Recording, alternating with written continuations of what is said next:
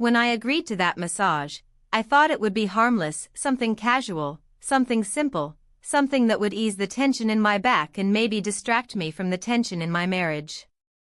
But the moment his hands touched my skin, something shifted. Not just in my muscles, but deeper, in places I hadn't felt awake in years. It wasn't love. It wasn't lust either. It was recognition.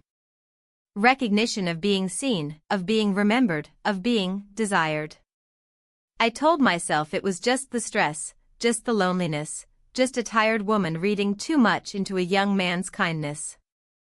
But when I felt his breath pause, and saw the way his fingers trembled, I knew he felt it too. I should have stopped it then. I should have walked away. But instead, I let it happen. And that was the beginning of the secret that unraveled everything. So before I tell you what happened that night in our family's vacation house, before I share the thing that shattered a marriage, bent the shape of motherhood, and made me question every choice I'd made, tell me this in the comments. Have you ever ignored a boundary? Not because you were reckless, but because for the first time in years, it felt like you were alive again? It started on a Thursday, which somehow makes it feel more real. Not the beginning of the week, when you expect things to go wrong. Not a weekend, when life is supposed to slow down. Just an ordinary Thursday, in an ordinary kitchen, with the soft hum of the coffee machine and the sky outside flickering between gray and sunless. I remember I was wearing my old blue cardigan. The one with the frayed sleeve. The one he used to say made me look soft. He hadn't said that in years. My husband had left early for a client meeting.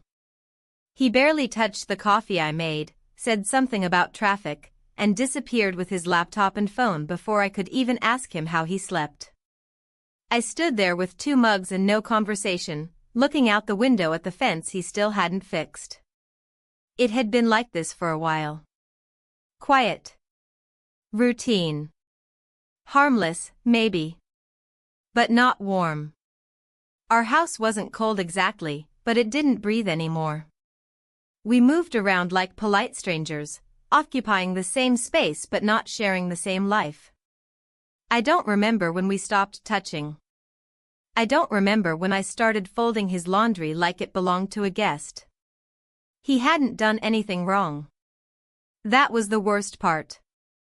There wasn't an affair, or cruelty, or even neglect. There was just distance. That quiet, growing kind that you don't notice until it's already settled in every room. I didn't plan for him to come back that week, my stepson, I mean. He was supposed to be staying in the city, working through the summer. But there he was, standing in the doorway that afternoon like it was still his home. Tall, broader than I remembered, with the same half-smile he used to use when he snuck cookies before dinner. His presence stirred something. Maybe memory. Maybe guilt. Maybe both.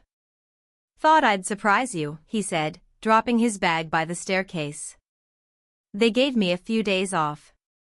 I made tea. It felt like the right thing to do.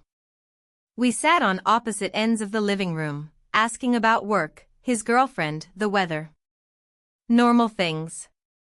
But there was a kind of warmth in how he looked at me, not flirtatious, not inappropriate, just present. Like he actually saw me. Later that evening, I was reaching for a dish in the upper cabinet when a sharp pinch in my lower back made me wince and gasp. I'd been having these twinges for weeks. I tried to mask it, but he noticed. "You okay?" he asked, already crossing the room before I could answer. I laughed it off, brushing my hand along the counter. Just age catching up with me. He didn't laugh. He looked genuinely concerned. "You should get that checked." I shrugged. "It's nothing." He paused, then said softly, "I could try massaging it.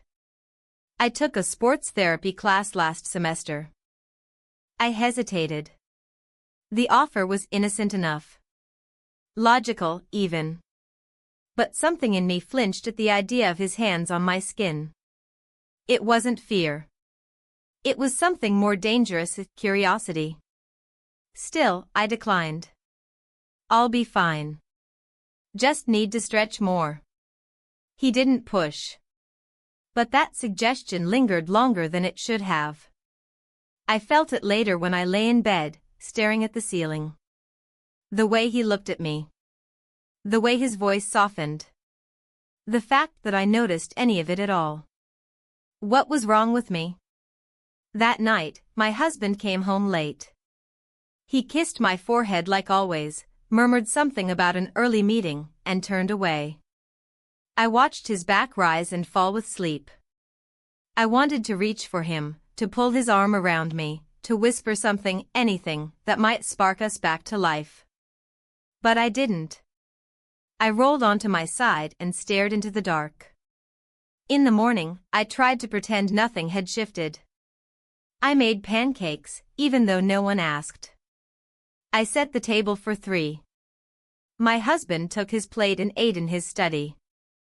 My stepson sat across from me, chewing quietly. We talked about neutral things. Until he said, "You seem tired." I blinked. "Do I?" He nodded. "You don't look like you're sleeping well." I didn't know what to say to that. Because it was true. But also because I didn't expect him to notice. Later, I found myself reorganizing the linen closet for no reason. Just to move. Just to think. I found a bottle of massage oil from a forgotten spa weekend years ago. I held it for too long. Then I tucked it into the drawer next to my bed, as if that would make it disappear. By the 3rd day, the ache in my back had turned sharp. I groaned softly, bending over to load the washing machine, unaware that he'd walked in behind me. "You should let me help," he said again. I stood up too fast. "It's fine." "Really?" He studied me. "You're not fine." I looked at him, really looked. And I didn't see a boy anymore. I saw a man. A kind man. One who looked at me like I mattered. And something inside me cracked. Not because I wanted him. But because I realized how long it had been since someone looked at me like that. I told myself again that this was nothing. Just my imagination. Just a tired woman reading too much into kindness. But when I passed him later in the hallway and felt the heat of his arm near mine, the goosebumps that ran across my skin said otherwise. The next morning came wrapped in a strange stillness. The kind of silence that didn't feel peaceful, but rather suspended. Like something had been said without words, and now everything waited for someone to speak it aloud. I moved through the kitchen carefully, deliberately, trying to keep the rhythm of a normal day. The kettle whistled. Toast popped up from the machine. The refrigerator door creaked just like always. But my hands were too aware. Of themselves. Of the air. Of the fact that he might walk in at any moment. And he did. He said good morning like nothing had happened, like yesterday hadn't ended the way it did.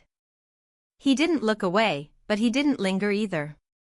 He moved around the kitchen with the ease of someone who had grown up here, and yet there was a new kind of distance in how we moved past each other. An unspoken rule neither of us had agreed on but both obeyed. I watched him pour coffee. He always took it black. My husband used to comment on that, calling it a young man's way of proving something. I used to laugh. Now I wondered what it was he had been trying to prove. He sat at the table, scrolling through his phone, occasionally glancing out the window. I felt invisible again, and for a moment I was grateful. It meant I didn't have to deal with the weight of my thoughts. But invisibility never lasts when you've once been seen. That was the danger. Mid-morning, I received a call from my friend. She asked if I wanted to join her for a quick weekend getaway. I declined before I even heard the details. I didn't want to be anywhere but here, and that scared me. She noticed something in my voice. Are you okay? She asked. I told her I was just tired. Which was true. But not in the way she meant.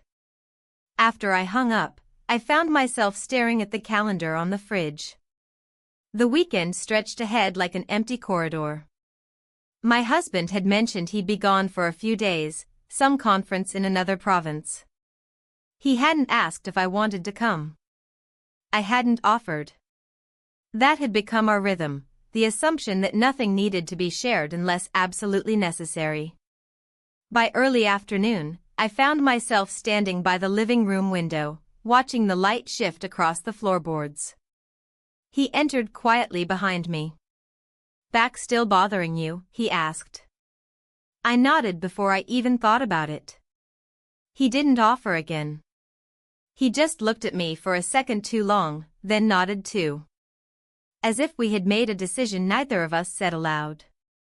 I tried to busy myself. Laundry. Dusting. Rearranging books I never planned to read. But my mind kept returning to the way his eyes had settled on mine. Calm, but unreadable. I didn't know if that made it better or worse. That evening, my husband called. He was already checked into his hotel. Said the seminar was boring. Asked if I needed anything. I told him no, that everything was fine at home. He didn't ask to speak to his son. After dinner, my stepson and I found ourselves in the living room again, the same positions, the same distance between us. The television played something neither of us paid attention to. At some point, he reached for the remote to lower the volume. His hand brushed mine. Neither of us flinched. That silence again. That long, stretched breath between what is and what could be. I got up first. Said something about checking on the back door. I lied. I just needed the air. The night deepened. The house settled. My husband had always said he hated country quiet. Too loud with your own thoughts, he would joke. He wasn't wrong. I made tea around 10. As I poured water over the leaves, I heard footsteps in the hallway. I turned, and there he was, leaning against the frame of the kitchen door. No words passed. We were beyond small talk now. He walked to the counter, slowly. Picked up one of the mugs and brought it to his lips. His hand trembled slightly. I noticed. We should talk, I said. It was the safest sentence I could think of. He looked at me. Really looked. And I knew then that whatever I thought I had under control was already slipping. He said nothing. He just nodded once. As if to say he understood everything, even the things I wasn't ready to admit to myself. Later, we were both in the hallway again. I was holding a book I hadn't been reading. He was barefoot, arms crossed, leaning back like he didn't know where else to go. There was a pause. Then we kissed. Not hurried. Not hesitant. Just a moment where everything fell into place for the briefest second before the weight of it all came crashing down. I pulled away first. I always do. I told him we couldn't do this. That it was wrong. That it meant nothing. But even as I said the words, I knew I was lying. It meant everything. He didn't chase after me. He didn't argue. He just stood there, watching me walk away, and somehow that felt worse. I locked my bedroom door that night. Not out of fear. Out of desperation to keep something contained that was already escaping through the cracks. Sleep didn't come easily. My body remembered things I hadn't allowed myself to feel in years. Not just the kiss. Not just the heat of it. But the way I had felt like someone again. Like a woman. Not a wife. Not a mother figure. Just someone who still had a pulse. And that terrified me more than anything. Because it made me realize how numb I'd become. Morning light crept in slow, golden and quiet. My husband would be gone another night. The house would stay silent again. But I didn't know how long I could pretend this silence was still something I wanted. The weekend stretched before me like a hallway with no doors. After what happened, I couldn't look at the walls of my own home the same way. Every corner felt charged. Every glance carried more weight.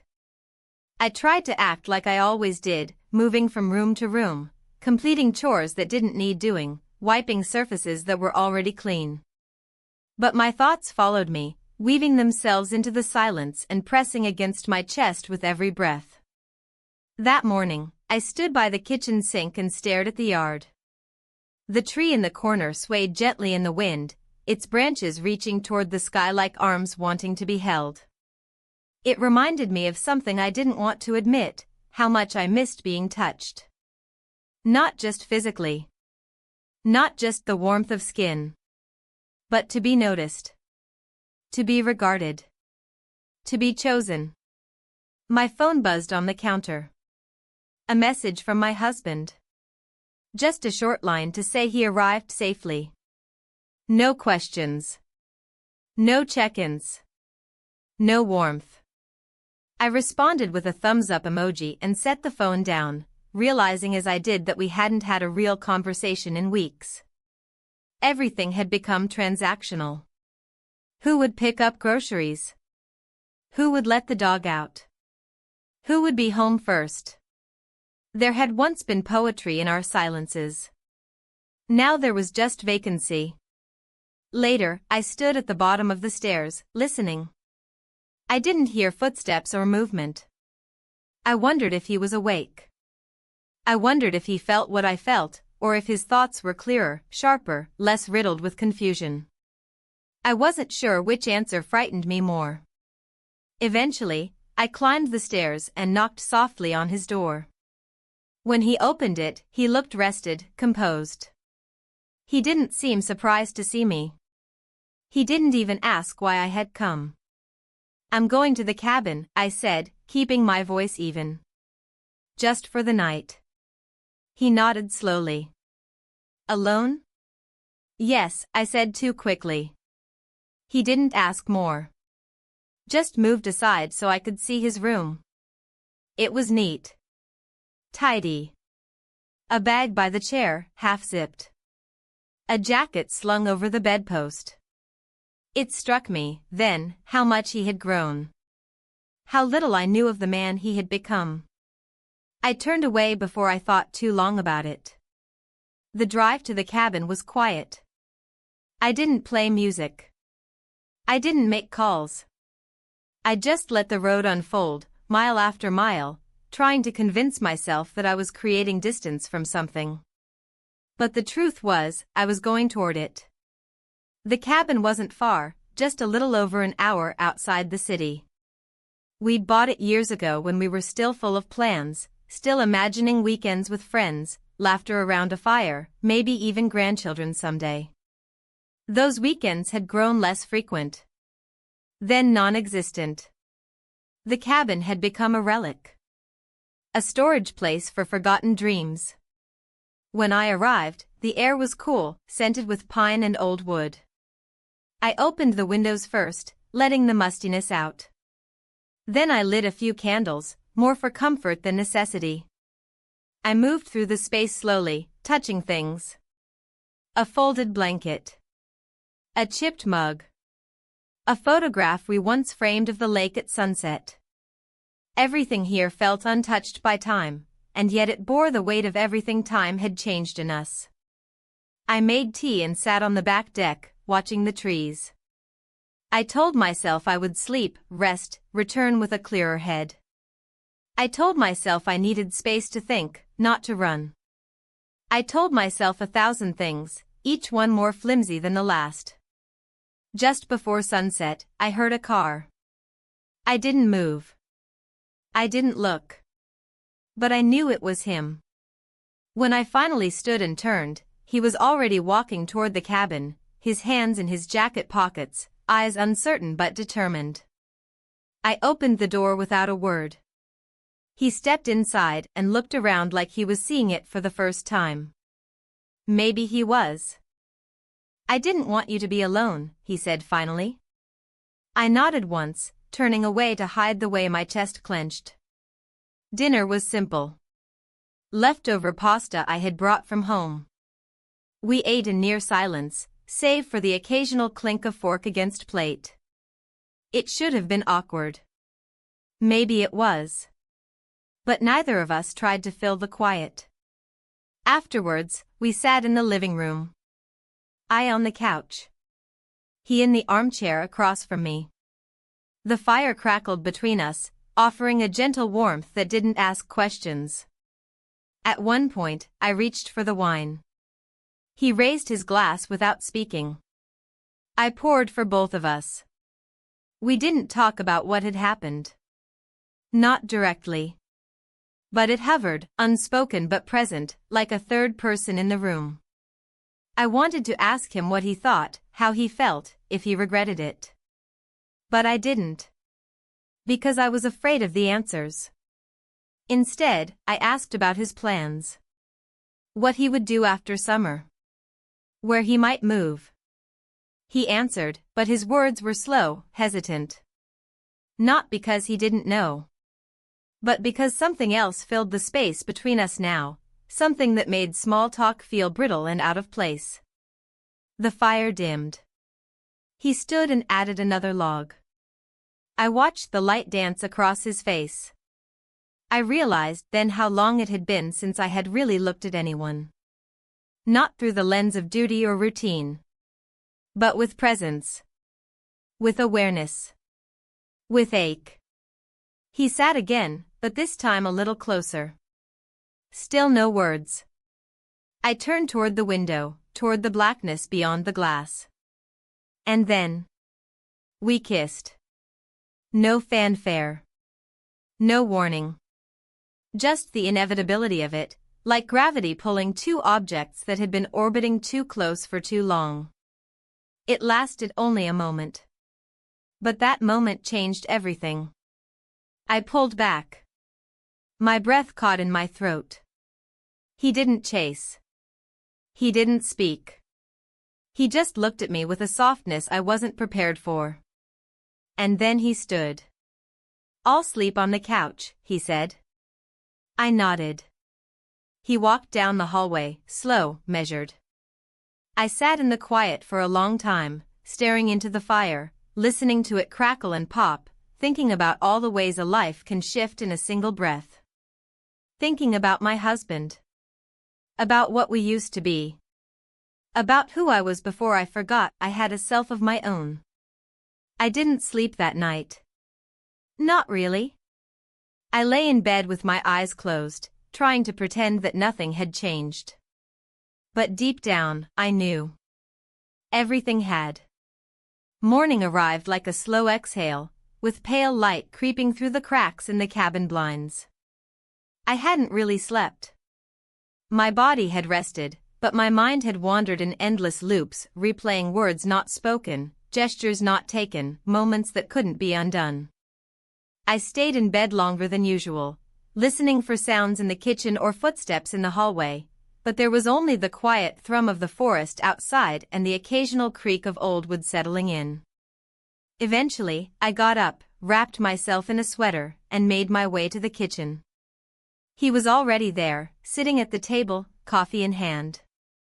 He looked up as I entered, but didn't speak. Neither did I. We existed in a kind of neutral silence, like two strangers who had once shared a dream but couldn't remember if it was real. I poured myself coffee and sat across from him. The table felt wider than usual. He looked tired, not in the way a person does after a long night, but in the way someone looks when carrying the weight of decisions they never expected to face. I knew the feeling intimately. We stayed like that for several minutes, each of us sipping in silence, each of us waiting for the other to say something first. But there was nothing to say that wouldn't cause more harm than good. And so we said nothing at all. By mid-morning, we had cleaned the dishes and tidied the living area. The cabin was small, easy to put in order. Everything had a place, and everything returned to it with little effort. I envied that simplicity, how unlike our lives it was. How unlike this moment it felt. He offered to stack some firewood before we left, and I nodded. I gathered our things slowly, folding my blanket, rinsing the mugs again, as if somehow making the place neat would make the memory of the night before less complicated. It didn't work, of course. Memories don't clean themselves away. By noon, we were packed. He loaded the trunk while I checked the windows and locked the doors. The air outside was brisk and clear, but I couldn't enjoy it. My mind was already racing ahead to the return home, to my husband's voice, to the empty space in our bed that I hadn't admitted meant so much. The drive back was quiet. Not painfully so, just resigned. We didn't need to say anything. The road hummed beneath us, and the trees blurred past the windows like unspoken thoughts. Once, he reached for the radio, then changed his mind. Once, I looked over at him and quickly looked away. When we pulled into the driveway, the house looked unchanged. As if it had no idea what had happened in our absence. As if it wouldn't notice if we walked in changed, hollowed out, heavier than before. Inside, everything was exactly as we had left it. The couch cushions slightly askew, the mail untouched, the faint smell of laundry detergent in the air. He carried in the bags and set them quietly by the stairs. Then he turned to me, nodded once, and went upstairs. I stood there for a long moment, staring at nothing, feeling the weight of something unnamed pressing on my chest. I didn't know what to do with it. I didn't know what to do with myself. That evening, I cooked dinner out of habit. My hands moved with practiced ease, chopping, stirring, seasoning. But my thoughts were elsewhere. I set 2 plates instead of 3. My husband had messaged earlier saying he'd be home tomorrow evening. That left us one more night in this limbo.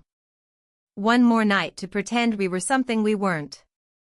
We ate without much conversation. Just small nods, brief acknowledgments of flavor or texture. We both avoided the subject neither of us could voice. After dinner, he offered to wash the dishes. I let him. Later, I sat on the back porch with a blanket draped over my legs and a book I didn't open. I listened to the sound of distant cars, of neighbors settling in for the evening, of wind brushing past the trees. I tried to let the air clear my head, but it only made the silence louder. He joined me eventually, sitting in the chair beside mine, neither of us looking at the other. The sun had almost disappeared behind the rooftops, casting long shadows across the yard. After a while, he spoke. "I leave next week. Thought I should let you know." I nodded slowly, unsure of what I was supposed to say to that. "New place." "Further out," he added. I kept my eyes on the horizon. "Good. You deserve a fresh start." He didn't answer right away. Then, quietly, "So do you." That hit deeper than I expected. I bit the inside of my cheek to keep from reacting. When the porch light flickered on automatically, I stood up. "I'm going to bed." He remained seated. "Good night," he said. "Good night," I replied, and walked inside. Upstairs, I moved through my nighttime routine like I was on autopilot. Washing my face. Folding my sweater. Laying out the next day's clothes. All of it mechanical. All of it empty. When I finally slipped beneath the sheets, I stared at the ceiling in the dark, replaying our conversation. The way he'd said those last words. The way they felt less like encouragement and more like a farewell. I didn't cry. I thought I might. But there were no tears left for this particular grief. Only stillness. Only the aching sense that I was losing something I never truly had. Sleep came late and brought no peace. I dreamt of doorways that wouldn't open, of rooms I wasn't allowed to enter, of voices I couldn't quite hear.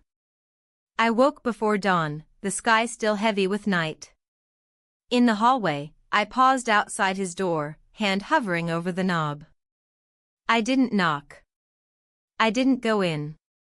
I just stood there, letting the silence press against me one more time. Then I walked away. The next morning arrived shrouded in a strange calm, the kind that feels less like peace and more like a moment before something shifts. I had woken up early, much earlier than I usually did, and for a while I lay there staring at the ceiling. My husband would be back that evening. The house would return to its usual state, predictable, silent, structured. And I would return to the role I had come to wear like an old coat, familiar, functional, but no longer warm. Downstairs, the smell of coffee reached me before the sound of the pot finishing its cycle. I tied my robe tighter around my waist and descended the stairs slowly, each step bringing with it a weight I couldn't quite name. He was already in the kitchen, back turned, pouring his mug. The morning light framed him in a soft outline, making him look both older and younger at once. He didn't say anything when he noticed me. Just pushed the second mug slightly forward across the counter.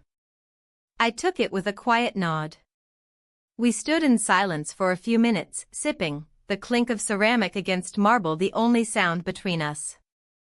There was nothing left to say that would change what we both knew.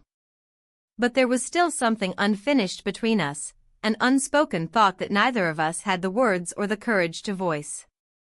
I felt it settle like dust in the corners of the room. Eventually, he said he'd take a walk. I told him the trail near the park had less mud than the one near the woods. It was the kind of exchange we could still manage, neutral, observational, safe. When he left, I moved around the house like someone trying to remember where everything belonged. I folded blankets that were already folded. I refilled a vase with water, even though the flowers had died days ago. I opened windows and closed them again. All the while, my thoughts orbited the same center, the kiss. The silence after. The echo of that silence, still stretching between us like a wire pulled taut. I tried to write in my journal but ended up doodling in the margins. Loops, spirals, incomplete shapes. My handwriting had changed over the years. It used to be neat, measured, confident. Now it was uneven, hesitant, like me. At noon, I started preparing lunch. Not because I was hungry, but because doing something with my hands made the time pass faster. I didn't know if he would return hungry, or at all, but I made enough for two. Something simple. Something that didn't require too much thought or effort. That's what my life had become, manageable tasks to distract from unmanageable thoughts. He came back just as I was setting the table. Shoes muddy, hair tousled by the wind. He washed his hands in the sink without a word. We sat across from each other and ate slowly. The television played quietly in the background, some cooking show neither of us paid attention to. Halfway through the meal, he looked up. Not at me directly, but toward the window behind me. I should head back soon, he said. I nodded, not trusting myself to speak right away. The air between us grew thicker. You don't have to, I finally said. It came out softer than I meant it to. I didn't look up to see how he reacted. He didn't reply, and I didn't ask again. After lunch, he disappeared upstairs, probably to gather his things. I cleared the table and washed the dishes slowly, letting the warm water ground me. I dried each plate carefully, stacked them with precision, like if I could control this small task, I could keep something else from slipping through my fingers. When he came back down, he wasn't carrying anything. He stood by the front door, one hand resting on the knob. The car won't start, he said simply. Battery's dead, I think. I stared at him, unsure whether to believe him or not. Not because I thought he was lying, but because of the way he said it, too casually, like he was offering an alibi instead of a fact. I can help you call a tow truck, I said. He shrugged. It's okay. I'll figure it out later. Can I stay another night? I hesitated. Not because I didn't want him to stay, but because I wasn't sure what it would mean. I nodded. That evening, the sky shifted. Heavy clouds rolled in, and a slow drizzle began to fall. The kind of rain that made the world feel quieter, softer, more forgiving. I lit candles in the living room. Not for atmosphere, but because I couldn't stand the harsh ceiling light. He sat on the couch with a blanket draped over his knees, flipping through a magazine he clearly wasn't reading. I sat in the armchair near the fireplace, feet curled beneath me, holding a cup of tea I didn't drink. The silence between us was different this time. Less uncertain. More aware. As the rain picked up, he spoke. I've been thinking a lot, he said. About what it meant. About whether it was just a moment. I didn't answer right away. I didn't know how to. It wasn't nothing, I finally said. My voice surprised me, calm, measured, honest. But it also can't be something. He nodded. I saw his jaw tighten briefly. Then relax. The rain turned into a downpour, tapping against the windows like impatient fingers.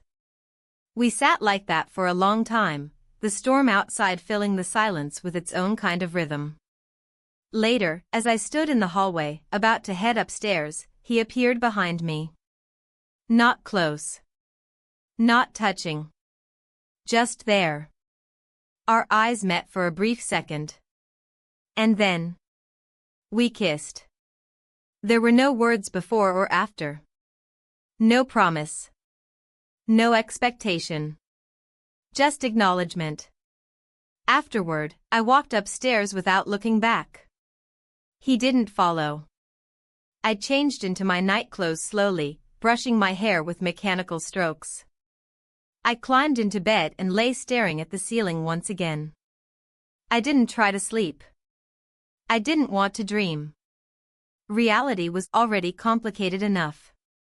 In the early hours of the morning, I heard him moving downstairs. A door opening. Then silence again.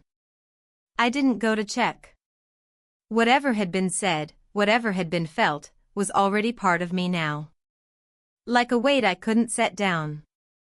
Like a thread that had been pulled, unraveling something I didn't yet fully understand.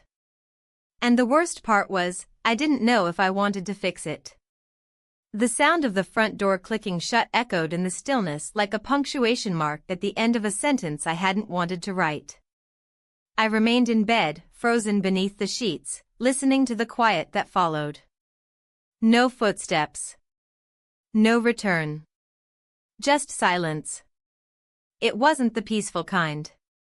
It was the kind that settled into your skin, cold and hollow, like an unanswered question that would never find resolution. I sat up slowly and reached for my robe. The house felt different now, as if it had exhaled, relieved of the tension it had been holding. But I wasn't relieved. I was unsettled. I descended the stairs cautiously, as if expecting to find something left behind, an explanation, a note, a trace of what had passed between us. But there was nothing. The blanket on the couch was folded neatly. The empty mug on the counter had been rinsed and left to dry. He was gone, and with him, the strange gravity that had pulled the air between us tight. The morning unfolded in fragments. I boiled water for tea, forgot about it, and boiled it again. I opened the curtains, then closed them. I moved through the house like a stranger, unsure of where to place my hands. Everything looked the same, but none of it felt familiar anymore. I kept glancing at the clock, counting the hours until my husband's return. I didn't know whether I dreaded it or craved it. Perhaps both. I found myself in our bedroom mid-morning, folding laundry I hadn't realized I had washed the day before. Each article of clothing felt heavier than it should have, like it carried questions I didn't want to face. I paused at one of his shirts, my husband's favorite blue button-up. The collar was slightly frayed, and there was a small stain on the sleeve he never noticed. I pressed it to my face for a moment, inhaling a scent I used to find comforting. Now, it barely registered. I wondered how he would look at me when he returned. If he would notice something different in my face, my voice, my movements. If he would sense the shift beneath the surface, the fracture I was trying so hard to conceal. But more than that, I wondered whether he would care. And that thought scared me most of all. By early afternoon, I tried to distract myself with cleaning. I scrubbed the kitchen counters until my fingers ached, rearranged the spice rack, vacuumed the stairs. But no matter how much I wiped or sorted or polished, I couldn't scrub away the feeling that something inside me had changed shape entirely. I opened the windows again, letting the cool breeze fill the rooms. The sky had cleared from the night's storm, and soft light poured in, making everything look sharper. Too real. I stood in the doorway to the guest room, his room, and stared at the empty bed. The sheets were tucked, the pillow smooth. It looked untouched, as if nothing had happened there. But I knew better. Memory doesn't need physical evidence. It lives in the creases of thought, in the moments we replay against our will. I closed the door quietly and walked back downstairs. At 5 o'clock, my phone buzzed. A message from my husband, just left the conference. Should be home in an hour. I stared at the screen for a long time before responding with a simple okay. Then I set the phone face down on the counter. I stood in front of the bathroom mirror before he arrived, brushing my hair with slow, deliberate strokes. I studied my reflection, searching for signs, anything that might reveal what I had done, what I had felt, what I had allowed to unfold. But my face betrayed nothing. I looked like myself. And yet, I didn't feel like her anymore. I changed into a soft sweater and jeans, something neutral, something that didn't cling or reveal. Then I walked downstairs and waited, standing near the window with arms crossed, heart unsettled. The familiar sound of his car in the driveway reached me before I saw the headlights. When he entered the house, he looked tired.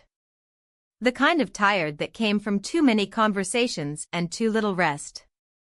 He placed his bag by the door and gave me a faint smile, leaning in to kiss my cheek out of habit. I flinched, barely, but enough to notice.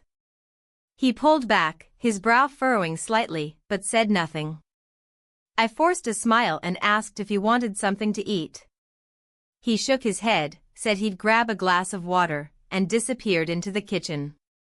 We danced around each other that evening like people who knew each other's routines but not each other. We spoke about traffic, about the speakers at the conference, about the weather up north. Each word felt like a placeholder for something neither of us wanted to name. The longer we talked, the more I realized how skilled we had become at avoiding the truth, not just this week's truth, but all the ones that had piled up over the years. After dinner, he went upstairs to unpack, and I sat on the couch, sipping the tea I hadn't finished earlier. The television played something unimportant in the background, and I watched the flicker of light across the walls more than the screen itself. When he returned, he sat beside me. We didn't touch. Eventually, he reached over and rested his hand on mine. I froze. "I've missed you," he said softly. I didn't answer right away. Because part of me wanted to say, "I missed you too." And another part wanted to ask, "Do you know who I am anymore?" Instead, I just nodded and let his hand stay where it was. Not because it felt right, but because it felt easier than pulling away. Later, in bed, he fell asleep quickly, his breathing slow and even beside me. I lay awake, staring at the ceiling, the familiar shadows dancing above me. The house was whole again, but I was not. I thought about the kiss. About the weight of it. About the silence that had followed. I thought about the way I had felt standing in the hallway, knowing I wouldn't knock on his door. knowing that what was done couldn't be undone. And yet, here I was, in the same bed, beside the same man, pretending that nothing had changed. Pretending that the rhythm of our life was still intact. But deep down, I knew the truth. It had already started to unravel. And it was only a matter of time before everything came loose. The days that followed his return unfolded in a peculiar stillness, like a paused breath that never quite released. Everything on the surface resumed its place: shared meals, quiet routines, the click of the front door at 6:03 p.m. each night. We moved through the house like dancers following a choreography we had practiced for years, but I felt each step growing heavier, less certain, as though the ground beneath us had subtly shifted. I woke each morning beside my husband and watched him sleep for a moment longer than I used to. Not with affection, not with regret, but with a quiet observation, as if studying someone I hadn't seen in years. He looked peaceful, almost content, unaware of the tide that had begun to rise inside me. I no longer knew what we were holding on to: habit, fear, comfort, or perhaps the ghost of a life we had built so long ago we could no longer remember how to live without it. Each time I passed the hallway where his son's room had been, I avoided glancing at the door. It remained closed, untouched, like a sealed box no one dared to open. I busied myself with small acts: watering plants, sorting drawers, refolding towels that hadn't been used, because the silence was too thick when I allowed myself to be still. But no matter how I tried to occupy my hands, my mind always drifted back to that weekend. To the cabin. To the night I crossed a line I couldn't uncross. On Friday evening, my husband suggested we drive up to the lake house for a day or two. It was a spontaneous offer, the kind he rarely made. I looked at him, trying to gauge whether he had sensed something or simply felt the weight of our stifled days. I agreed, perhaps too quickly, and told him I would pack a few things. The drive the next morning was uneventful. The weather had turned warmer, and the roads were clear. He played the same playlist he always did, acoustic songs I had grown tired of but didn't have the heart to change. I sat with my window half open, the wind brushing strands of hair across my face, and stared at the trees lining the road. Every turn felt familiar, but I was no longer the woman who had last taken this trip. When we arrived, the cabin greeted us with its usual quiet welcome, the scent of pine and old wood wrapping around us like a memory. I moved through the rooms, checking windows and brushing dust from surfaces, while my husband opened the shutters and unpacked the car. We didn't speak much. It wasn't strained, exactly, just restrained. Careful. By evening, we had settled in. He made a fire while I prepared dinner. The way we moved around each other was practiced, smooth. It should have felt comforting, but instead it left me hollow. After we ate, we sat on the back deck, watching the sun dip below the trees. The lake reflected the sky in pinks and purples, soft and still. I sipped wine from an old glass, running my finger along the rim, pretending I didn't notice how quiet he had grown beside me. He spoke eventually, saying something about the peace up here, about how maybe we should come more often.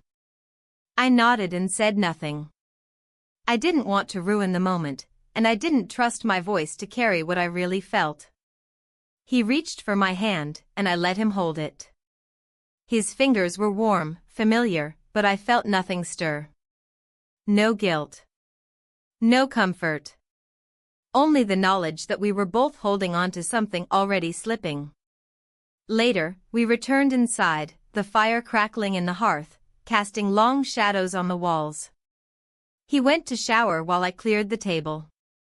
When he came back into the room, towel draped around his shoulders, he smiled at me the way he used to when we were younger, before life dulled the brightness in our eyes. I smiled back, though it didn't quite reach mine. We didn't speak as we climbed into bed. I turned off the lamp, and the room fell into darkness. He shifted beside me, then settled. I stared at the ceiling, counting my breaths. Eventually, I heard his breathing deepen, the gentle rhythm of someone drifting into sleep. I lay awake for a long time. My body still, my mind unraveling. I didn't feel haunted by what I had done, I felt changed by it. The guilt had already woven itself into me, yes, but it wasn't loud. It was quiet. Persistent. Like a background hum I could no longer turn off. I thought of him, of the way he looked at me, of the silence between us, of the goodbye that hadn't been spoken. I didn't know what he was doing now, or whether he was thinking of me, too. Part of me hoped he wasn't. Part of me desperately wished he was. The next morning, I woke to the smell of coffee and the clatter of dishes. My husband was already dressed, moving around the kitchen with an energy I hadn't seen in months. He greeted me cheerfully, placed a mug in front of me, and kissed the top of my head. I thanked him, sipped the coffee, and watched him move. I wondered what he saw when he looked at me now. If he still saw the woman he married. If I still was. We took a walk around the lake before packing up to return home. The sun was bright, and the water shimmered in the light. We didn't talk much, just pointed out things along the way, fallen branches, birds overhead, the start of new buds on the trees. When we reached the bend in the path where the trees opened up to reveal the full expanse of the lake, I paused. I thought of the last time I had stood there. Of how different it had felt. Of how full I had been with everything I couldn't say. I took a deep breath and closed my eyes. For a moment, I allowed myself to feel it fully, the pull of what had happened, the ache of what hadn't. I let it wash over me like the breeze across the water. And then I opened my eyes and kept walking. We drove home in silence. This time, I didn't mind the music. I didn't mind the quiet. I let it fill the space without resisting. I let it be what it was, an echo of something once whole, now fractured, but still moving forward. That night, as I lay in bed beside the man I once loved without question, I whispered a truth into the dark that I hadn't yet said aloud, not even to myself. I don't know who I am anymore. He didn't stir. Didn't hear. Or maybe he did and chose not to respond. And perhaps that was the saddest part of all. I don't remember what woke me first, the sunlight bleeding through the blinds or the distant, unmistakable sound of a car door closing. I blinked into the light, the room slowly coming into focus, but my mind remained sluggish. My husband wasn't in bed. The other side of the mattress was already cold, undisturbed since I had turned away from him the night before. I sat up slowly, listening. Then came the second sound of footsteps on gravel, a voice outside the kitchen window, low and unfamiliar. I stood and crossed to the window, careful not to make noise. I parted the curtain just enough to see the driveway. A delivery van idled out front, and a man handed my husband a package. It was ordinary. Innocent. And yet, I stood there watching as if the entire world might tilt on its axis in that moment. I waited until the van pulled away and the sound of the engine faded before stepping back and letting the curtain fall shut. Downstairs, the sounds of morning resumed, the clink of mugs, the click of the kettle switch, the soft patter of footsteps. I lingered in the hallway longer than I needed to, brushing my fingers along the banister, trying to will myself into movement. Eventually, I went down. He greeted me with a casual morning, setting a cup of tea in front of me like he had so many times before. I thanked him, sat at the table, and stared into the steam rising from the surface. He talked about the news, something about construction on the main road, and I nodded in all the right places without really absorbing the words. We moved through the morning like clock hands, close, synchronized, but never truly touching. Halfway through, he leaned back on the couch and looked over at me. "You've seemed distant lately," he said. I looked at him carefully. "I guess I've been thinking a lot." "About what?" I considered the truth, all of it, heavy and bitter on my tongue. I imagined laying it out before him, raw and unfiltered. But I didn't. I wasn't ready. Or maybe I knew he wasn't. Just life, I said. Where we are. Where we're going. He nodded slowly, his gaze softening. I felt it too, he admitted. We've been drifting. I turned away from him, my eyes landing on the photo frame on the shelf, an old picture of us on the beach, arms around each other, faces sun-kissed and young. I didn't recognize the version of us in that photo anymore. Do you think we can fix it? I asked, barely above a whisper. He didn't answer right away. I don't know, he said finally. But I'd like to try. That night, we slept close. Not with intimacy, not even with affection, but with something that resembled effort. His arm draped lightly over my side, his breath warm against my shoulder. I didn't pull away. I didn't lean in either. I lay awake long after he drifted into sleep, staring at the outline of the ceiling fan turning slowly overhead. I thought about the kiss. About the paper in the drawer. About the version of myself I had become and whether she could coexist with the woman I used to be. And then, just before sleep claimed me, I thought. There's a difference between loving someone and needing them not to leave. And I wasn't sure which one we were holding on to. The days that followed blurred into each other like pages of a book left out in the rain, smudged, familiar in shape, but difficult to read. I moved through each one with quiet resolve, trying to find structure in the mundane. Wake up. Make coffee. Fold laundry. Pretend. My husband began leaving post-it notes on the fridge again, a habit he used to have early in our marriage. Don't forget milk. Call plumber. Dinner Friday with your sister? I read them all, but replied to none. We spoke, of course. We made efforts. There was no yelling, no accusations, no raised voices. Only this slow, quiet negotiation of who we had become. He had started reaching out in small ways, touching my shoulder when passing by, lingering at the kitchen counter after meals, offering to help with the garden. I let him. I didn't push away. But I also didn't move closer. Everything felt tentative, as if any movement might tip us too far in one direction. One evening, he returned from work and set his keys on the hallway table, slower than usual. I was peeling carrots for dinner. He stood behind me longer than necessary, his presence casting a quiet shadow over the sink.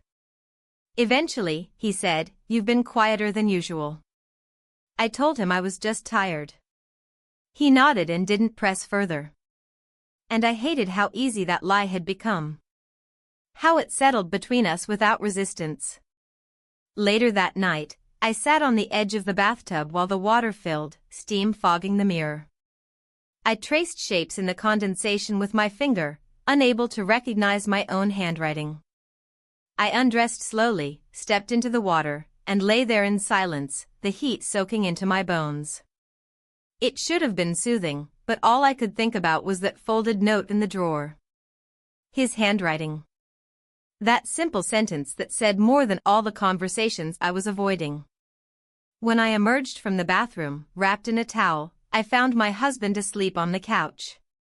The TV flickered dim light across his face. He had fallen asleep with the remote still in hand, his mouth slightly open, breathing steady. I watched him for a while from the hallway, unseen.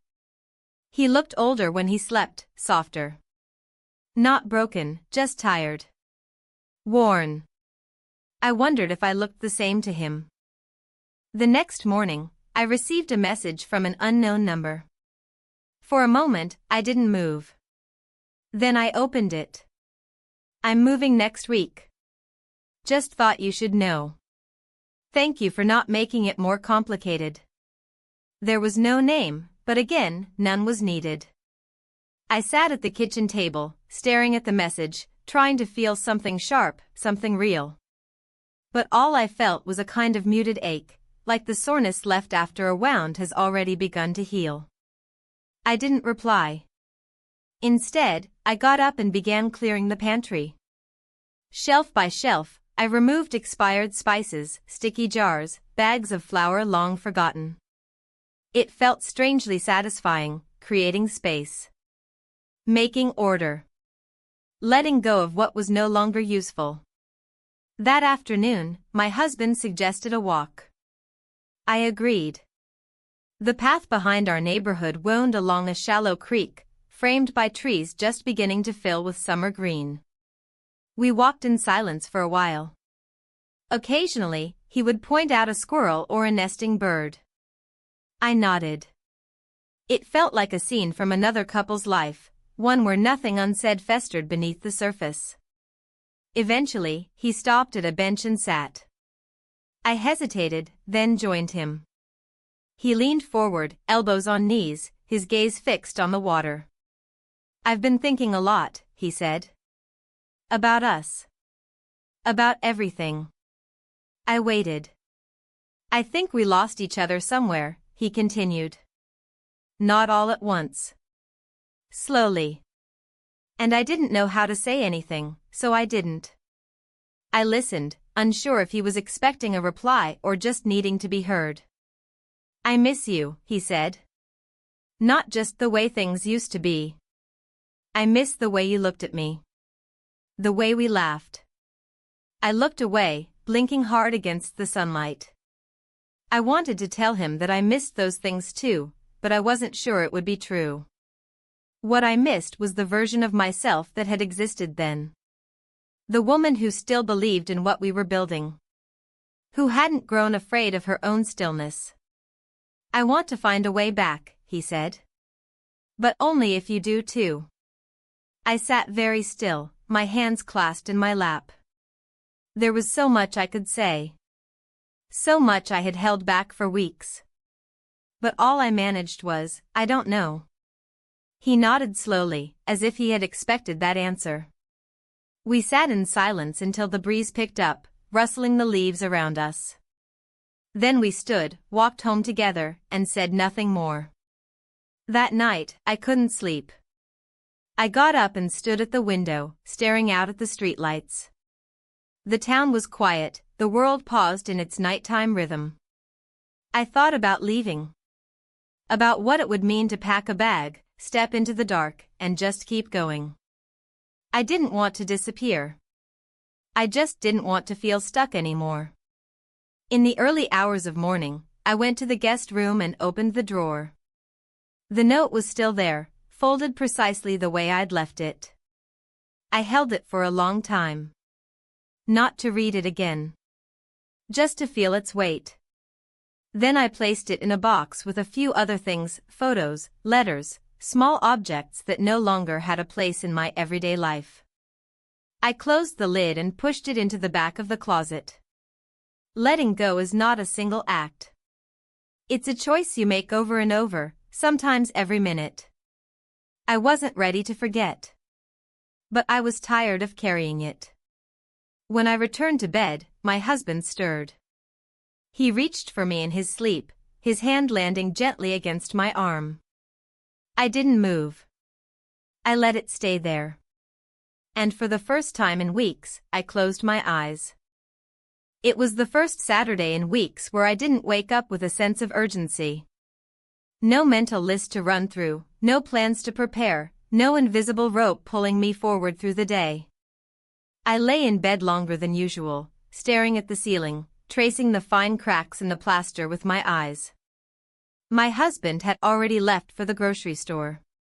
He told me the night before that he wanted to cook dinner, something new, something we could try together.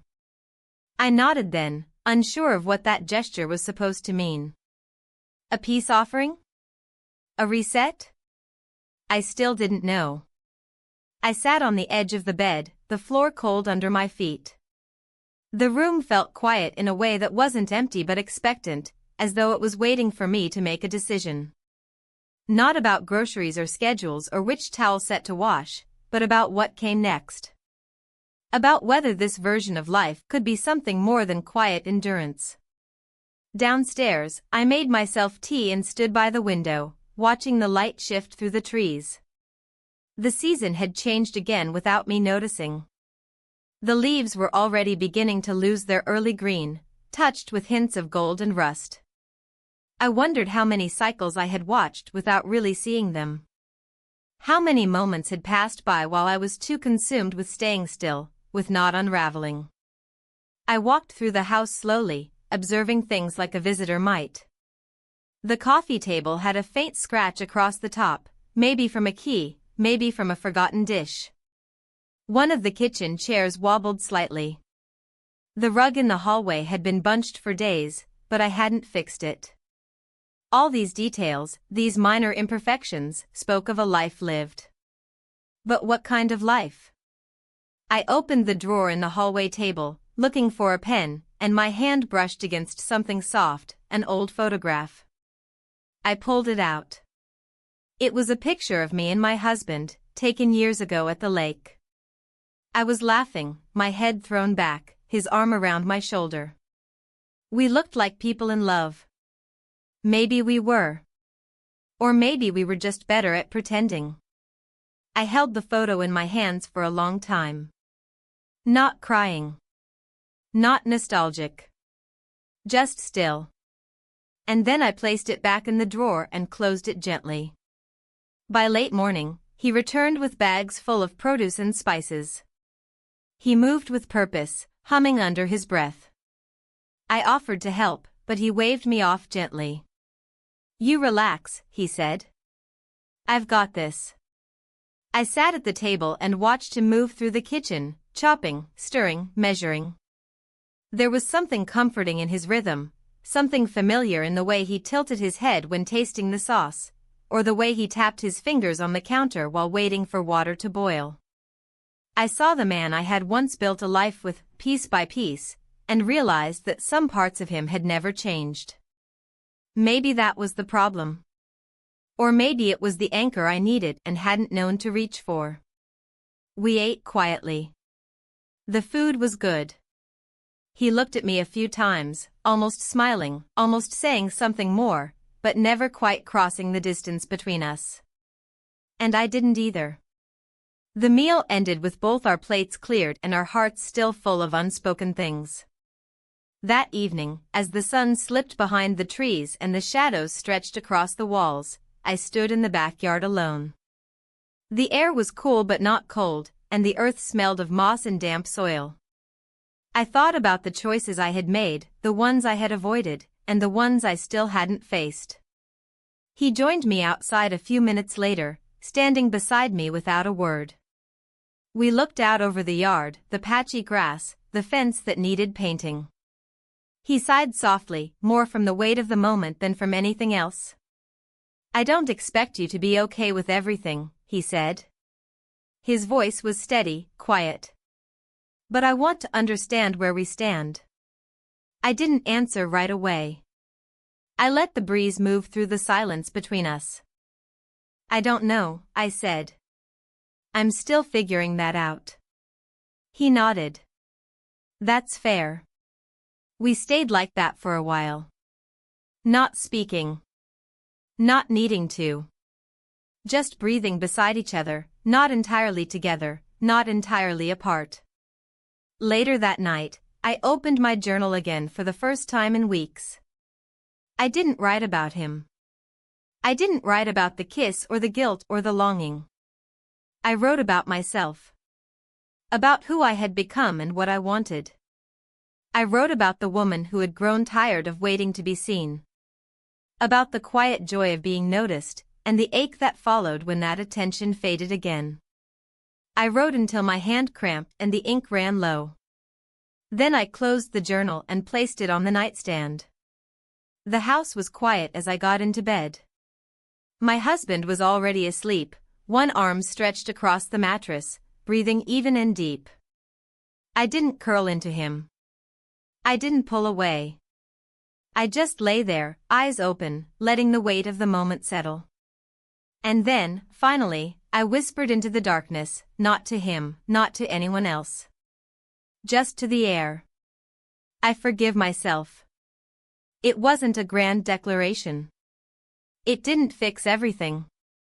But it was true. And it was a start. Because healing doesn't always begin with answers. Sometimes it begins with permission.